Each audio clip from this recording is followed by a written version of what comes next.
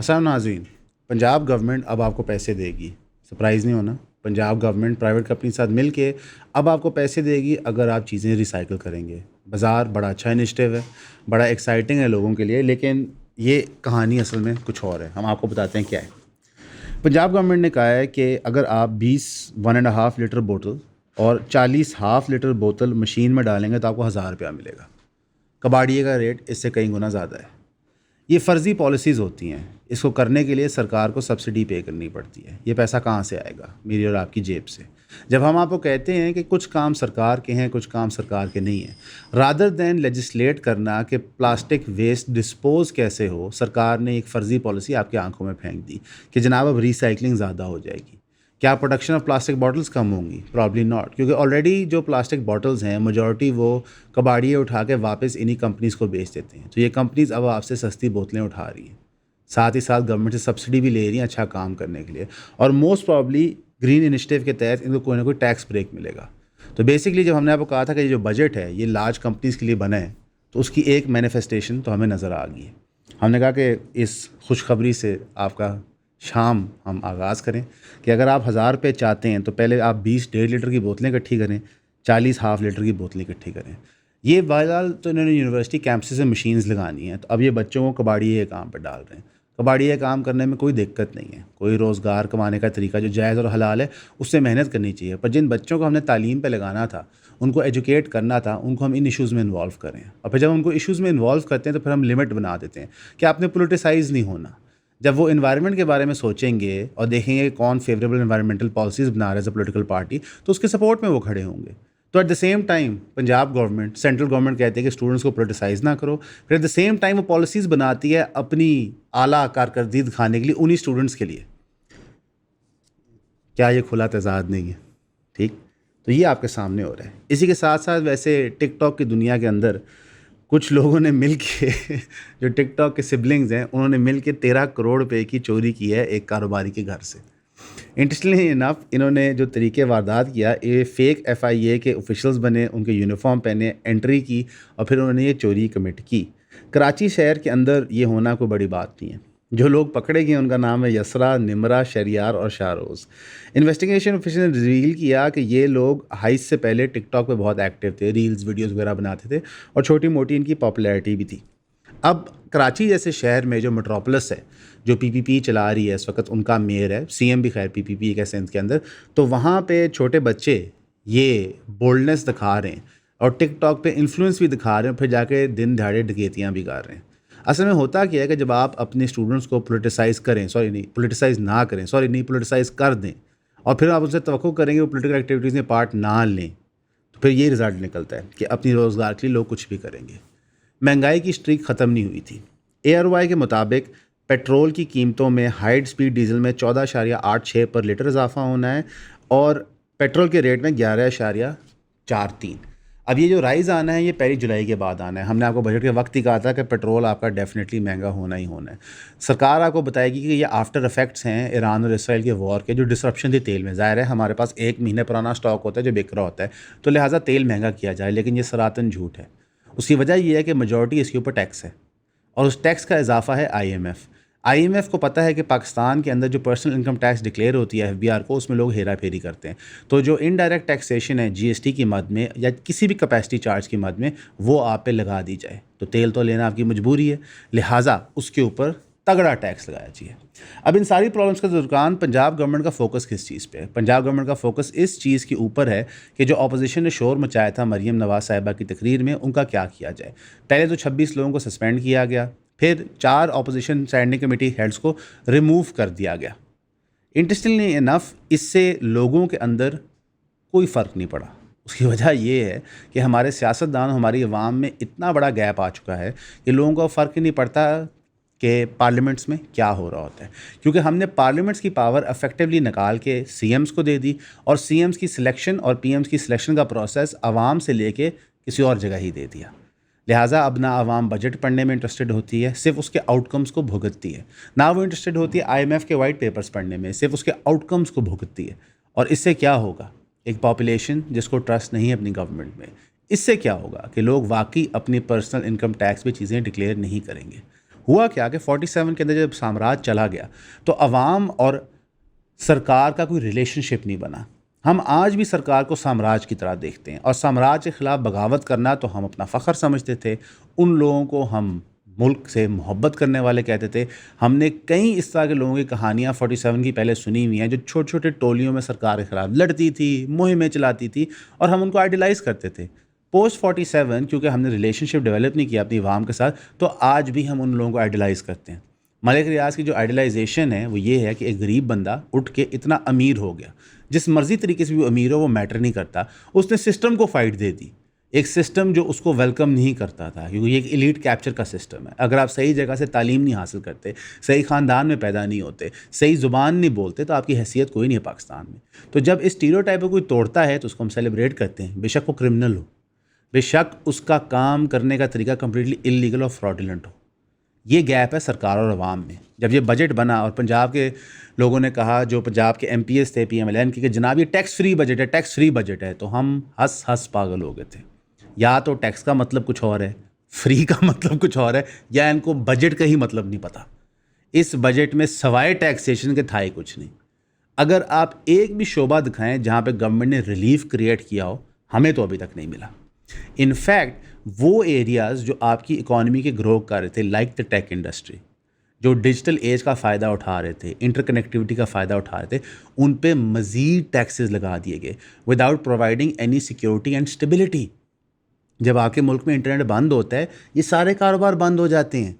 پچھلے 1 سال میں جو لاسز سفر کیے گئے ان بزنسز, ان سے پوچھیں ان کی چیخیں نکل گئی ہیں, لیکن ان پہ سپر ٹیکس لگا دیے گئے.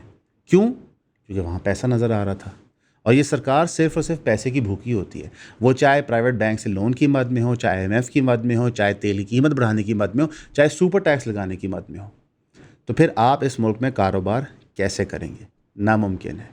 السلام علیکم. لوگ بار بار ایک سوال پوچھتے ہیں کہ کون سی بکس میں شوق سے پڑھتا ہوں, تو ہم نے یہ سوچا کہ انشاءاللہ ہم ایک بک کلب بنا لیں جس کے اندر ماہوار ہم ایک کتاب کو کور کریں, اور یہ منتھلی 4 کلاسز بنیں گی انشاءاللہ. اس کے اندر ہم 12 کتابیں 1 سال کے اندر کور کریں گے. ایک لسٹ ہے بکس کی, میں آپ کو یہاں ڈسپلے کر دیتا ہوں, اور یہ ٹینٹیٹیو لسٹ ہے. اس میں نے کچھ اکنامکس کی کتابیں رکھی ہیں, کچھ پولیٹیکل سائنس کی, اور کچھ تھوڑی جو نوٹی گورنمنٹس کی جو مس گیونگز ہوتی ہیں اور ان کے اوپر جو انویسٹیگیٹو جرنلسٹ نے کام کیا ہوا ہے. ہماری کلاسز جو ہوں گی وہ انٹرٹیننگ ہوں گی, فن ہوں گی, لیکن سبجیکٹ میٹر جو ہے سیریس ہوگا. میں ریکمینڈ کروں گا کہ آپ فزیکلی جوائن کریں. لیکن اگر آپ کو فزیکلی جوائن کرنے میں دقت آتی ہے, آپ پاکستان میں نہیں ہیں, آپ لاہور میں نہیں ہیں, تو ان کے لیے پھر زوم کی آپشن اویلیبل ہے, اور ان کو ایکولی ایز مچ ایکسیس ملے گا بک کلب کا. ان کی ہم ایک سیپریٹ واٹس ایپ کمیونٹی بھی بنا دیں گے آپ کی, تاکہ ہم وہاں پہ نوٹس بھی شیئر کر پائیں اور ان بکس کو تفصیل میں ڈسکس کر کے hopefully we make friends as well انشاءاللہ. تو اس کی فیس جو مقرر ہے آپ ویب سائٹ پہ دیکھ سکتے ہیں, یہاں پہ آپ کو لنک مل جائے گا. تو I hope to see you there at the book club انشاءاللہ. See you soon.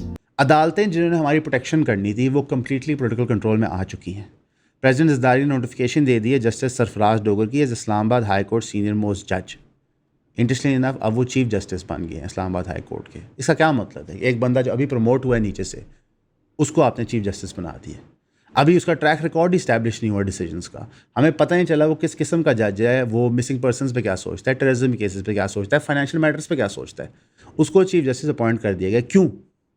اس کے پیچھے کوئی جوڈیشل وجہ نہیں ہو سکتی. اس کے پیچھے کیا وجہ ہو سکتی ہے؟ کہ شاید یہ جج فیوریبل ہیں کچھ لوگوں کے لیے. تو جن لوگوں نے ہماری پلی سننی ہے, ان کی اگر appointments based upon their integrity اور کریڈیبلٹی نہیں ہو رہی, but based upon what they can provide to certain powerful people ہو رہی ہے, تو پھر تو بجٹ بھی آپ کو مارے گا. آپ ریلیف لینے جائیں گے تو وہاں بھی آپ کی موت ہوگی. پنجاب گورنمنٹ نے ایک بڑا سمپل سا رول پاس کیا. ان کا جی ویب سارے بین کر دی. عوام نے کہا کیوں؟ کورٹس میں گئے, وہاں سے ریلیف مل گئی, لیکن کب تک؟ پنجاب گورنمنٹ کا یہ ڈیسیجن کیا تھا, ویپس کیوں بین کرنے ہیں؟ اگر آپ نے ویپس بین کرنے ہیں تو سگریٹس بین کریں. بائی دیٹ لاجک یہ ہر چیز بین ہونی چاہیے. اور میں اس سے اتفاق کرتا ہوں, حالانکہ میں خود سگریٹ پیتا ہوں. یہ ایک بری چیز ہے.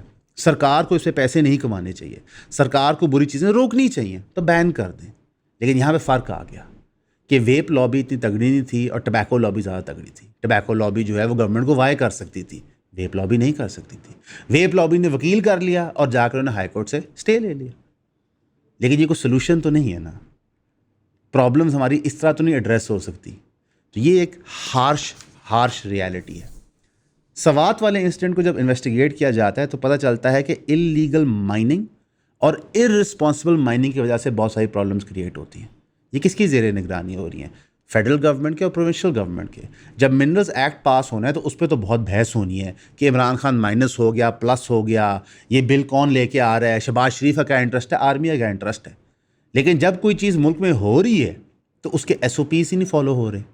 ہمارے میجر ڈیم پروجیکٹس میں جو ڈیلیز آ رہے ہیں وہ ہمیں اربوں روپیہ کاسٹ کر رہے ہیں. سب بیٹھ کے دیکھ رہے ہیں. میں نے کبھی نہیں سنا کسی بھی گورنمنٹ کے دور میں کہ یہ بحث کی گئی ہو کہ یہ ڈیم پروجیکٹ ڈیلے کیوں ہوا ہے. کسی نے کبھی وہ آپڈا کی وہ رپورٹس ہی بیٹھ کے نہیں پڑھی جب وہ ڈیلیز کی لکھ کے دیتی ہیں فیڈرل گورنمنٹ کو کہ جناب ہمیں پیسے اور چاہیے ہوں گے, فیزیبلٹیاں چینج ہونی ہوں گی. اور اگر کوئی اس سے بات بھی کرتا ہے تو ملک کے سیاسی ریٹرک میں پیچھے رہ جاتی ہے بات, کیونکہ سیاستدانوں کی کرسیاں بچانا زیادہ ضروری ہے, ملک بچانا ضروری نہیں ہے. پورا پاکستان کی جو گدی ہے اس کی ویلیو 100 روپے ہو جائے یا 1000 روپے ہو جائے یا 1 روپے ہو جائے, سیاستدان سے اس سے فرق نہیں پڑا. اس کو صرف یہ فرق پڑا کہ اس گدی پہ میں بیٹھا ہوں, کیونکہ جب میں گدی پہ بیٹھا ہوں گا تو میں اتنا لوٹ سکتا ہوں. ہم اس دنیا میں رہتے ہیں, ہم باہر سے معاہدے ویلکم کر رہے ہیں, ہم باہر سے خواہش کر رہے ہیں کہ ہم بزنس کریں, لیکن ہماری انٹرنل سیکیورٹی کا کیا حال ہے کہ ایک کار بامبنگ ہوتی ہے نارتھ وزیرستان میں, ملٹری کیولکیڈ میں جا کے وہ گاڑی لگتی ہے اور 13 سولجرز شہید ہو جاتے ہیں, سویلینز انجر ہو جاتے ہیں. سیکیورٹی اپریٹس کی بھی فیلنگ ہے, اس میں آپ کی اس علاقے کی لوکل پولیس کی فیلنگ ہے, انٹیلیجنس ایجنسیز کی فیلنگ ہے. ریالٹی یہ ہے کہ ٹیررزم کو کمبیٹ کرنے کے لیے آپ کے پاس ولنگ پاپولیشن ہونی چاہیے. جو اس علاقے کے لوگ ہیں وہ آپ کے ساتھ ہینڈ ان گلو ہونے چاہیے تاکہ وہ پوائنٹ آؤٹ کریں کہ پرابلم یہاں ہے, پرابلم یہاں ہے, پرابلم وہاں ہے. بروٹ فورس سے آپ صرف جینوسائڈ کر سکتے ہیں, اور شاید لوگوں کو لگتا ہے کہ یہ ایک سلوشن ہے, پر ایکچوئل سلوشن مفاہمت ہوتا ہے. اگر مفاہمت کی ایڈوکیسی اس چینل پہ ہم عمران خان کو کر سکتے ہیں تو مفاہمت کی ایڈوکیسی ہم اپنے اداروں کو بھی کر سکتے ہیں کہ آپ لوکل باڈی کو ساتھ لے کے چلیں. اگر آپ پشتون تحفظ موومنٹ کو دیکھیں تو وہ کیوں جنم لی تھی؟ انہوں نے وہ سٹوریز بتائی تھیں جو نہ ٹیررسٹ کی تھیں, نہ ملٹری پرسنل کی, نہ گورنمنٹ کی. انہوں نے کہا تھا کہ اس سارے آپریشن کے دوران عام بندے کے ساتھ کیا ہوا تھا, اور وہ خوفناک تھا. اس لیے ٹیررزم بھی رائز کر رہا ہے. جیو پولیٹیکلی آپ کی پوزیشن اسٹرینتھن ہو رہی ہے تو لوگ آپ کے ملک میں دہشت گردی زیادہ کرائیں گے. یہ وہ ٹائم ہے جب اپنی عوام کو چوم چاٹ کے گلے سے لگانا ہے, نہ کہ ان پہ ڈنڈے برسانے ہیں. جب ڈرون سٹرائک ہوتی ہے اس ایریا کے اندر تو اسی کوئی کلیم ہی نہیں لیتا. لوگ کہتے ہیں سرکار نے کرایا, سرکار نے کہا ہمیں پتہ ہی نہیں کس نے کرایا ہے. تو پھر سوال یہ بنتا ہے کہ اس پہ پرچہ کیوں نہیں ہوتا؟ اگر ایک ان نون ڈرون آ کے اسٹرائک کر رہا ہے اس پہ آپ پرچہ کاٹیں, انویسٹیگیٹ کریں, یہ ہو کیوں رہا ہے؟ مثلا انڈیا نے ہمارے ملک میں ڈرونز بھیجے تو ہم نے منہ توڑ جواب دیا. تو اگر یہ ڈرون آ کے اسٹرائک کرتا ہمیں پتہ ہونا چاہیے. یہ فیلنگ ہے. اس میں پی ٹی آئی کے پی گورنمنٹ بھی ملوث ہے, فیڈرل گورنمنٹ بھی ملوث ہے, ادارے بھی ملوث ہیں. تو بیوقوف کون؟ میں اور آپ. یہ کوئی P T I P M L N issue نہیں ہے, یہ elite versus rest of Pakistan کا ایشو ہے. اور اس ایشو کی بنیاد کے اوپر وہ ہمیں بانٹتے ہیں ایتھنسٹیز پہ, پولیٹیکل لائنز پہ, ریلیجس لائنز پہ, سیکٹیرین لائنز پہ, تاکہ ہم کبھی اکٹھے ہو کے یہ نہ سوچیں کہ یہ سارے سیاستدان امیر ہوئی جا رہے ہیں, چاہے یہ حکومت میں ہوں, چاہے یہ جیل میں ہوں, چاہے یہ اپوزیشن میں ہوں, یہ امیر ہی ہوئے جا رہے ہیں, ان کے ایسٹ بڑے ہی جا رہے ہیں. لڑ تو یہ ایسے رہے ہوتے ہیں آپس میں, دھرنے ایک دوسرے کے خلاف ایسے دے رہے ہوتے ہیں کہ جیسے زندگی موت کا فیصلہ, لیکن امیر یہ ہوئے جا رہے ہوتے ہیں. ایسا کون سا فارمولہ ہے ان کے پاس؟ جو اسلام آباد میں دھرنے ہوئے تھے اس کے اندر لاہور ہائی کورٹ نے 21 لوگوں کو بیل دیتی ہے, لاکھ لاکھ روپے بانڈ جمع کرا کے. یہ عام لوگ ہیں جن کو بیل ملی ہے, ان کی زندگیاں تباہ و برباد ہو گئی ہیں. تو علی امین کی گدی کو تو کوئی فرق نہیں پڑا, فیصل امین کی دولت کو تو کوئی فرق نہیں پڑا.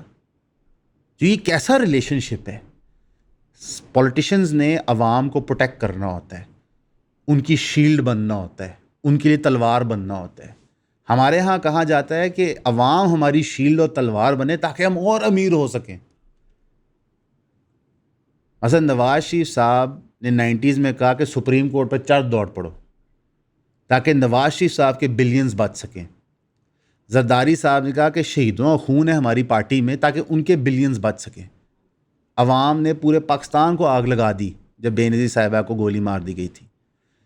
عمران خان صاحب کے گھر پہ انہیں اریسٹ کرنے آتے تھے تو لوگ باہر کھڑے ہوتے, غریب مڈل کلاس لوگ, اپنی جان پہ کھیل کے. تو یہ صلہ ہے, یہ ریٹرن ہے. تھوڑا سا ہمیں جاگنا ہوگا اور دیکھنا ہوگا یار کہ ہمیں کس طرح دن دہاڑے بیوقوف بنایا جا رہا ہے. انٹرنیشنل نیوز کے اندر تہران نے آؤٹ لا کر دیا اسٹار لنک. انہوں نے کہا کہ ہم فورن انفلوئنس کسی بھی قسم کا نہیں ایکسیپٹ کریں گے، اور یہ ایک ریالٹی ہے. آپ کی انٹرنیٹ کوریج، ڈیجیٹل کوریج اگر فورن بیسڈ ہے تو آپ ہیویلی ڈپینڈنٹ ہو، آپ کے پاس آلٹرنیٹیو پلیٹفارمز نہیں ایگزسٹ کرتے. یہ ایک فائنینشیل ٹریپ ہے. پوسٹ ورلڈ وار 2 گلوبلائزیشن کے تحت یہ فائنینشیل ٹریپ ایکسپورٹ کیا گیا تھا ہر جگہ. تو آپ پرسنالٹی پہ مت جائیں گے جی ایون مسک بڑا آلٹرنیٹیو تھنکنگ کا ہے، بڑا ڈفرینٹ تھنکنگ کا ہے، بڑا فارورڈ تھنکنگ. نان سینس ہے. یہ سب کچھ اسٹیٹ انٹرپرائز کنٹرولڈ ہوتا ہے. وہی ڈائریکٹیوز دیتے ہیں آپ نے کہاں جانا ہے کہاں نہیں جانا. یو این کا واچ ڈاگ جو نیوکلیئر واچ ڈاگ ہے وہ اب خود کہہ رہا ہے کہ ایران چند مہینوں میں انرچمنٹ دوبارہ شروع کر دے گا. اسرائیل اور امریکہ پہ اللہ کا عذاب نازل ہو کہ وہ نیوکلیئر پروگرام بھی تباہ نہیں کر پائے اور 600 زائد لوگ بھی انہوں نے شہید کر دیے ایران کے. نیوکلیئر ڈیٹرنٹ ویسے کتنا ضروری ہے اس پورے دور میں ہمیں صحیح معنی میں احساس ہوا. اوور آل اگر ہم سچویشن دیکھیں تو کرائم ریمپنٹ ہے. گورنمنٹ پالیسیز فیل کری ان کو ڈیل کرتے ہوئے ایک sugar quoted government policy present کی جاتی ہے، اصل میں وہ کچھ اور ہوتی ہے. اور ہم بائسڈ نہیں ہیں. ہم نے بتایا کہ جو اپنا میٹر اپنی ریڈنگ آپ تحت فارمولا ہے وہ درست ہے، اس کو پروموٹ کرنا چاہیے. لیکن جو آپ گرین انیشیٹو لے رہے ہیں یہ تو آپ ہمیں بیوقوف بنا رہے ہیں. یہ ایکچولی گرین انیشیٹو نہیں ہے، یہ پرائیویٹ کارپوریٹس کا انٹرسٹ ہے. ہمارے لیے دعا کیجیے گا، ہم آپ کے لیے بھی کریں گے. ہمیشہ کی طرح آپ کا سننے کا شکریہ.